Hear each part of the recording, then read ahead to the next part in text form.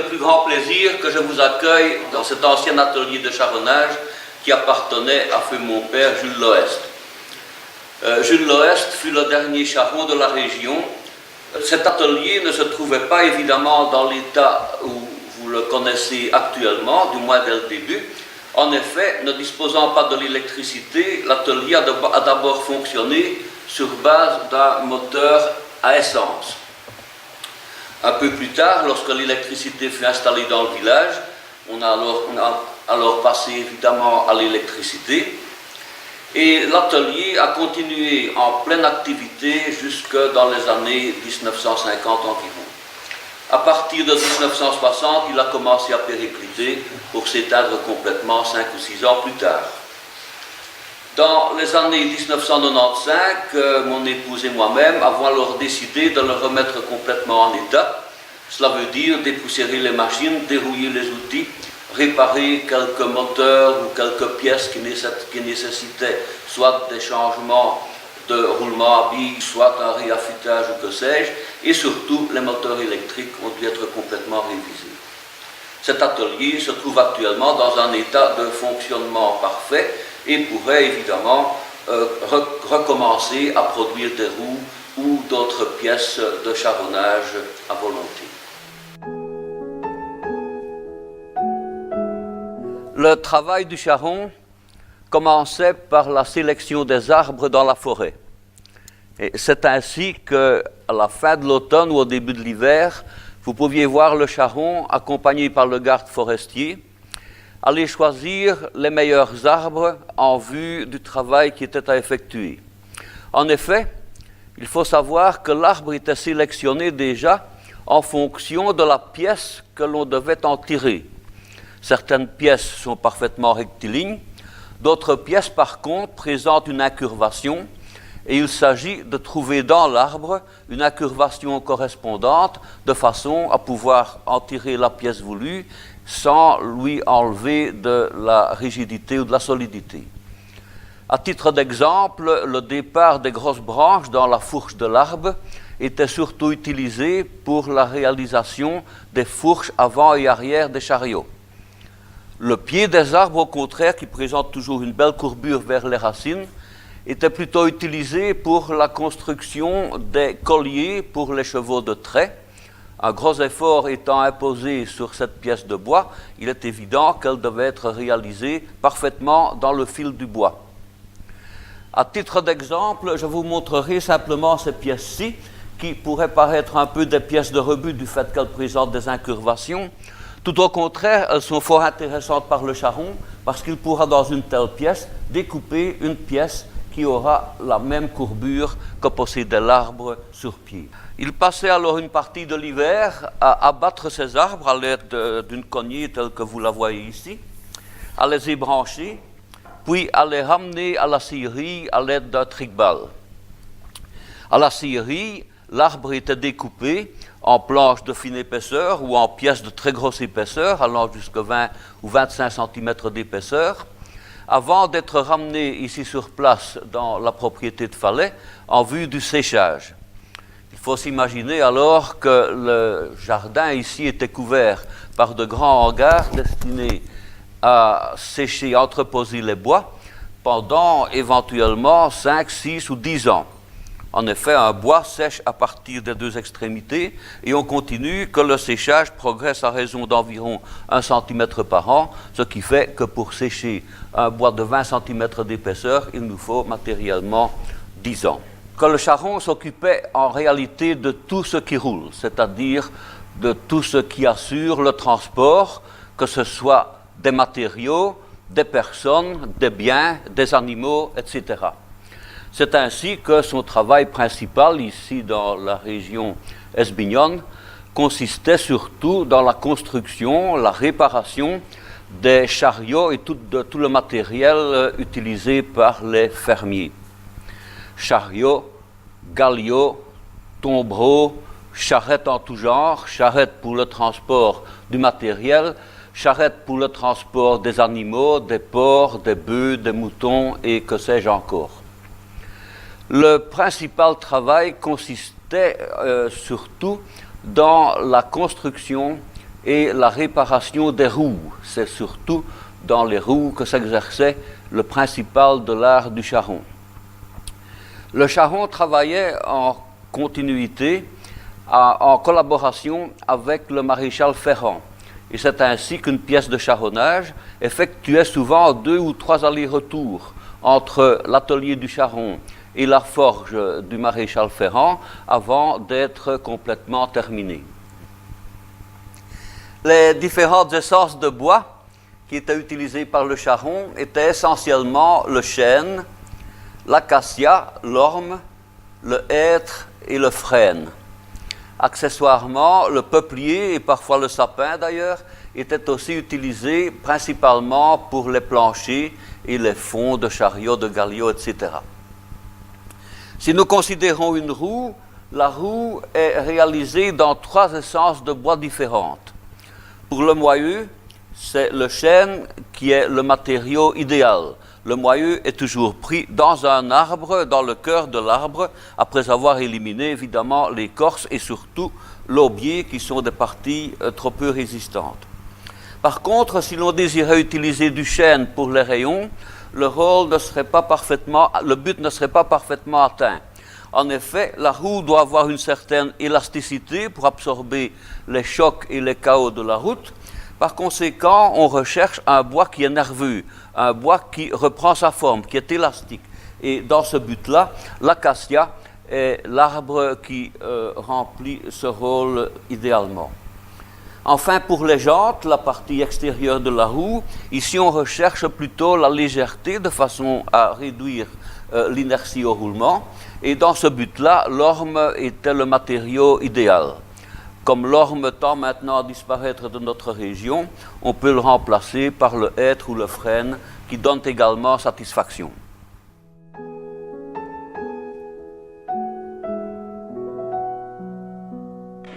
Le premier stade pour la construction d'une roue, c'est la fabrication du moyeu.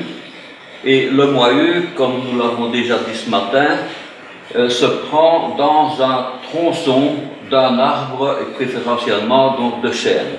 On va donc à la recepresse découper des rondins, sensiblement de cette forme-ci, qui seront grossièrement équarris à la hache, débarrassés de leur écorce et de l'aubier, à l'aide de cette hache spéciale qui s'appelle une dalloire. Après cela, les rondins passeront donc sur le tour, qui est cet engin qui en fait a été construit par mon père lui-même. Le tour est une machine très ancienne. Elle remonte au moins à 5000 ans avant Jésus-Christ et il trouve un peu son origine dans la même idée que le tour du potier. Pour cela, donc, l'arbre est posé entre deux fers, une pointe et une contrepointe, et il sera actionné sur un mouvement rotatif horizontal. Au départ, cette tour était actionnée à la main, à la force des bras, et pas plus tard que du temps de mon grand-père, comme il n'avait ni moteur ni électricité, c'était ma grand-mère qui tournait un grand volant et qui actionnait donc le tour lorsque mon grand-père devait façonner des moyens. Ici, nous sommes sur un tour électrique et comme vous le voyez, l'opération sera évidemment beaucoup plus facile et plus rapide que lorsqu'on travaille à la main. Les outils pour le travail au tour sont essentiellement des gouges, c'est-à-dire des ciseaux de forme légèrement arrondie comme ceci, très robustes, qui vont servir à enlever la plus grande partie de la matière. Si l'on veut travailler de façon plus précise ou réaliser des surfaces planes, on travaillera alors avec des ciseaux. En voici deux modèles. Et enfin, le dernier outil qui nous sera nécessaire, c'est le compas de diamètre, c'est-à-dire un instrument qui nous permet donc de mesurer très facilement, même pendant que le tour fonctionne, de mesurer le diamètre de notre pièce et de voir si nous devons encore enlever du bois. On va arriver au stade d'un moyeu qui est terminé. En ce qui concerne le travail du tour, il a donc ses dimensions définitives et sa forme définitive. Mais le stade suivant sera donc de percer dans ce moyeu des ouvertures qui recevront les différents rayons de la roue. Ici se pose un premier problème, c'est que comme vous le savez peut-être, il existe des roues à 8 rayons, à 10 rayons, à 12 rayons, à 16 rayons, souvent un nombre pair en tout cas. Et le problème sera donc de diviser les 360 degrés du cercle en autant de segments qu'il y aura de rayons, et de faire ça de façon parfaitement précise pour que tous les angles soient égaux. Dans ce but-là, la machine est équipée de ce qu'on appelle un tambour diviseur, c'est-à-dire un cylindre percé de trous à égale distance, parfaitement établi, et l'ouvrier n'aura donc qu'à choisir la rangée de trous correspondant au nombre de rayons qu'il veut fabriquer. Nous sommes par exemple ici sous la première rangée qui nous donne une roue à 10 rayons. Dans la seconde rangée, nous aurons une roue à 12 rayons, puis 14 rayons, etc. On peut évidemment décider aussi de sauter un trou sur deux, ce qui nous donnerait alors, dans la première rangée, des roues à 5 rayons, et dans la rangée suivante, sauter 2 trous sur 3, etc., pour réaliser pratiquement toutes les combinaisons possibles. Le travail qui se fera à cette machine-ci, c'est donc le travail de percer des ouvertures dans le moyeu grâce à la mèche tournante qui est ici et qui va donc forer d'abord des trous simples, puis des trous juxtaposés et enfin, en les lissant, une mortaise bien définie. Les mortaises ainsi obtenues sont des ouvertures oblongues, arrondies aux extrémités. Par contre, les tenons qu'elles devront recevoir sont de section rectangulaire. Il faudra donc soit équarrir les mortaises, soit arrondir les tenons, afin de rendre les deux pièces compatibles. Pour des raisons de résistance, c'est la première de ces solutions qui est retenue. Ce travail s'effectue manuellement au ciseau et au maillet.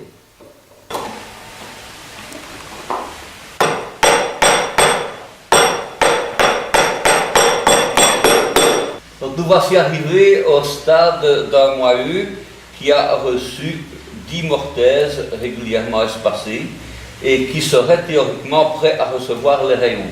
Et si nous insérons les rayons dans un tel moyeu, les chances sont très grandes qu'on va le faire exploser. Et donc à ce stade-ci, le moyeu est envoyé chez le maréchal Ferrand qui lui va apposer 4 ferrures, une de chaque côté des mortaises et une à chaque bout du moyeu, afin de l'enserrer vraiment dans un véritable corset. Ces ferrailles sont des disques circulaires qui seront d'abord forgés à la bonne dimension, puis qui sont portés au rouge de façon à les dilater, posés sur le moyeu en brûlant légèrement le moyeu si nécessaire, et enfin ils sont refroidis immédiatement de façon à précontraindre le moyeu à l'intérieur de sa ferrure. Lorsque le bois sort du séchage, en général, il ressort légèrement tordu, ou légèrement gauche, comme on dit. Pour le remettre dans de bonnes conditions de travail, on emploiera donc cette machine qui s'appelle précisément la dégauchisseuse. Un bois qui est passé à la dégauchisseuse nous donnera une première surface parfaitement plane, puis si nous effectuons un second passage en appuyant ce bois contre le guide de la machine, nous aurons une seconde surface plane formant un angle de 90 degrés parfait avec le premier. Ces deux plans sont alors coupés par un seul angle qui est parfaitement droit, une seule arête parfaitement droite, et cette arête sera la base pour le traçage et le découpage subséquent de toute la pièce. Après le passage à la dégauchisseuse, nous disposons donc d'une pièce de bois sur laquelle nous avons une arête qui est parfaitement rectiligne. À partir de cette arête, on va alors tracer toute la pièce que l'on veut construire. La première chose que l'on peut faire, c'est tracer des parallèles à cette arête, et pour cela, le trusquin est l'outil de choix. Nous avons donc réglé le trusquin dans ce cas-ci de façon à avoir une pointe de marquage à une distance de 45 mm de la terre, et en poussant donc cet appareil parallèlement à l'arête de base, nous traçons une belle parallèle parfaitement juste à notre arête principale. Donc, ayant déterminé l'épaisseur de notre pièce, Nous allons maintenant, à l'aide de la bac appropriée, c'est-à-dire celle qui correspond à la roue de 10 rayons que nous fabriquons, nous allons tracer le profil général du rayon. Et c'est ce profil qui sera découpé dans le stade suivant à la scie.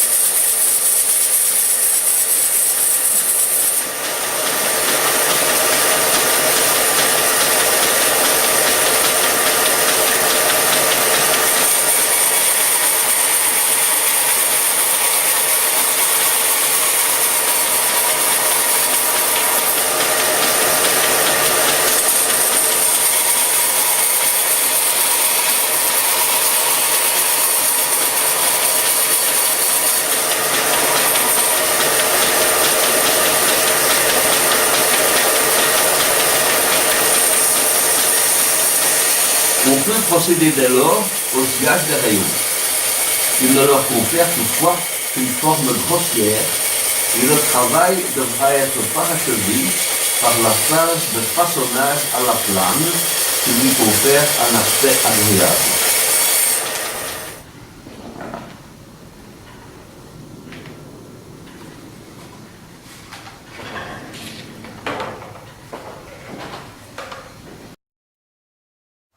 Les rayons, grossièrement découpés à la scie à ruban, sont ensuite façonnés à la plane.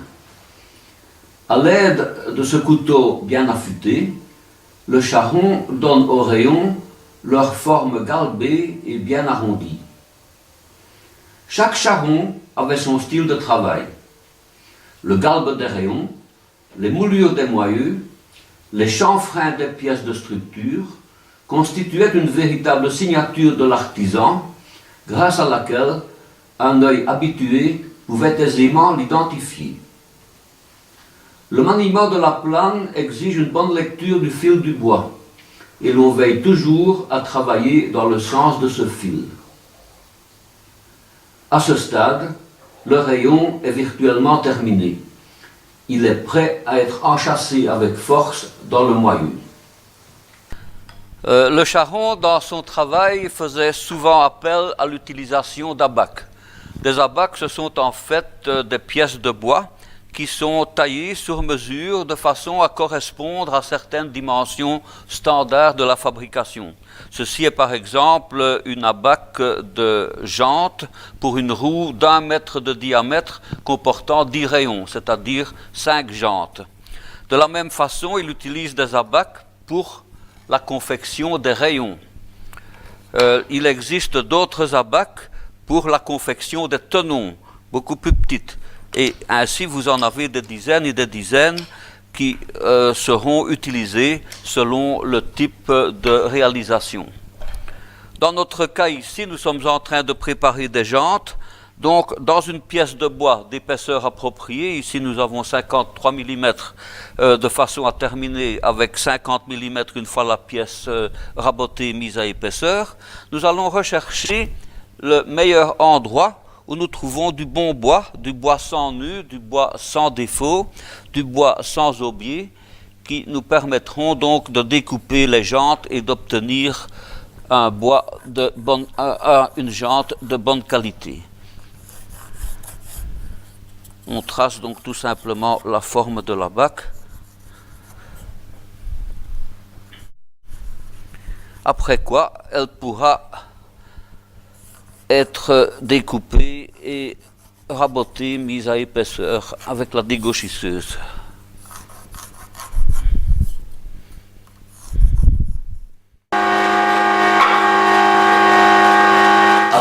premier découpage sommaire, la pièce est rabotée.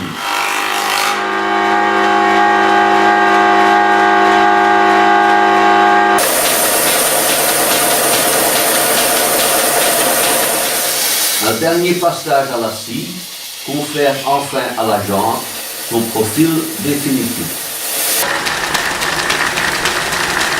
En vue de l'assemblage sur la roue, la jante doit être pourvue de diverses perforations.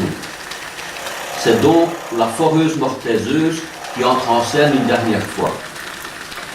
Des trous sont percés pour les rayons et pour les chevilles qui réunissent les jantes bout à bout.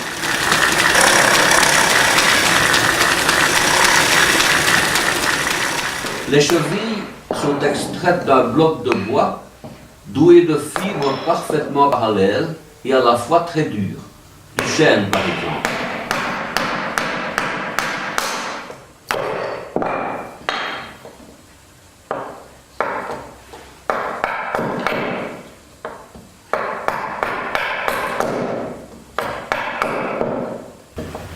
Elles sont arrondies au ciseau pour en faire des cylindres légèrement coniques aux deux extrémités.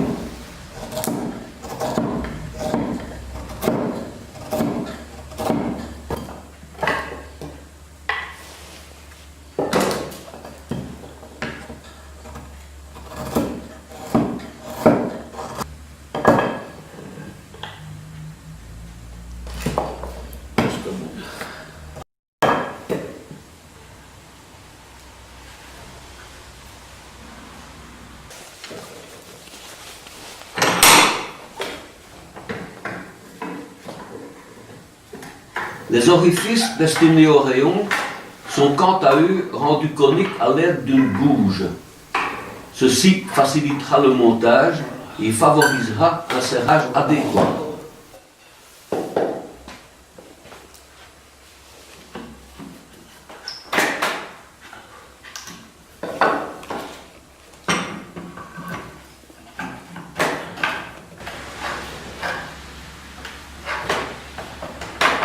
L'extrémité extérieure du ray est d'abord sciée, puis travaillée à la plane pour la transformer en un tenon de forme conique.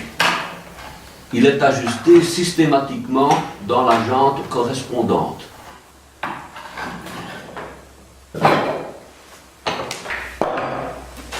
Nous sommes prêts pour l'assemblage de la roue.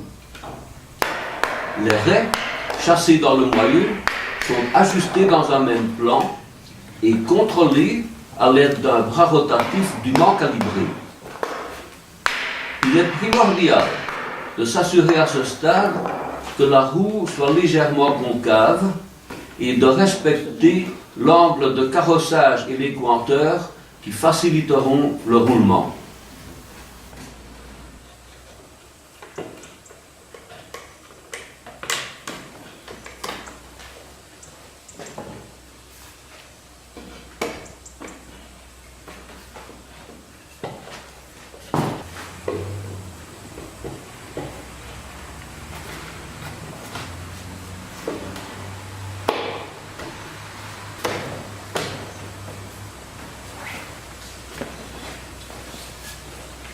Reste à fixer les jantes qui, mises en place sommairement, sont ensuite resserrées progressivement jusqu'à assurer à la roue son profil définitif.